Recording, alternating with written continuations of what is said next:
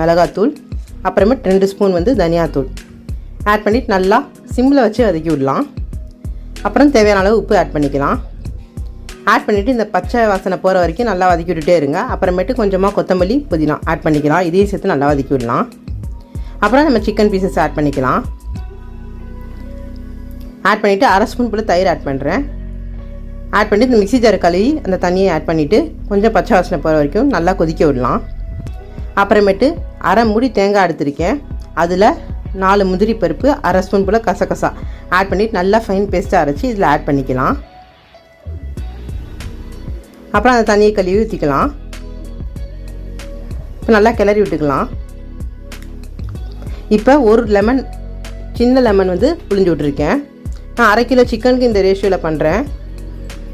அப்புறமேட்டு தேவைப்பட்டால் வந்து உங்களுக்கு வந்து 2 உருளைக்கிழங்கு ஆட் பண்ணிக்கோங்க. டேஸ்ட் நல்லாயிருக்கும். இது ஆப்ஷனல்.